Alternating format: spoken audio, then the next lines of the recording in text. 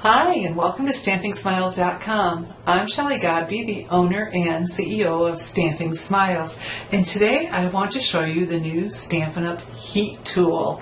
Very, very nice. And so we have to stamp something before I can show you how it works. So we're going to go ahead and take our Stampin' Pierce mat and stamp on this because we learned in my last video how great it is for detailed stamps and large stamps, but we used a detailed stamp. So I'm going to bring back the same stamp, the Horse Frontier, and we're going to take the basic black classic ink. This is a dye ink pad, and stamp. And if you remember yesterday, it doesn't take a lot of pressure for me. I just press down and look at all that great coverage. Yay! And so with the Stampin' Pierce mat, I'm going to get all of that great detail. So let's go ahead and stamp the detail without it looking clumpy. There we go. Alright, so this is where my heat tool comes in. Even though this is a classic ink pad, and normally we're used to them drying right away, the black is requiring a little bit of extra drying time. And this isn't just new to the new firm foam pads. I was having the same, I found that to be true with the other style of stamp pads when I bought new ones to replace them for my classes.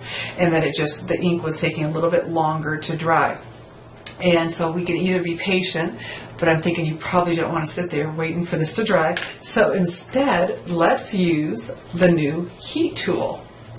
And so what we're used to doing with it, of course, is embossing, but this has two settings. One, this is off. One is for drying ink, hello, and then the second for embossing. So I love that we have the two settings, so we're not overheating just to dry, but wait until you hear this. Can you believe it? That's only how loud it is. I'm used to having to shout over top of the heat tool. Okay, let's put it on the higher setting. That's still nothing compared to the old one, is it? You've got to love this. Okay, so the two settings, one for drying ink and one for embossing. And we have this cool tip to protect it. How nice is this? Okay, while I'm doing this, let me show you a little tip. You know, whenever you heat your cardstock, it likes to warp.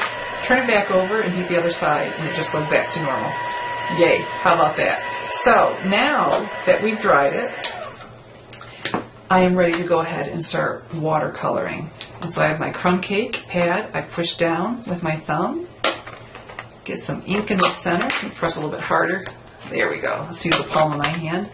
And look at all of that ink that I'm ready to start watercoloring with. I have my aqua painter and a napkin and my squeeze until I get some water out, and then I brush off the excess because it'd be too watery for me. And I don't squeeze anymore. I'm now ready to start watercoloring. So if my new heat tool did its job, I should be able to start watercoloring right now without it bleeding. And look at that. Woohoo! And so we could have sat there and waited, or just use our fancy dancy new heat tool.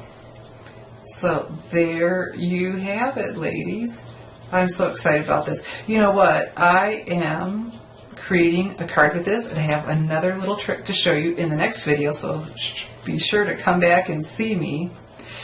And if you enjoy learning new stamping tips, go to my website, StampingSmiles.com, and sign up to be on my mailing list.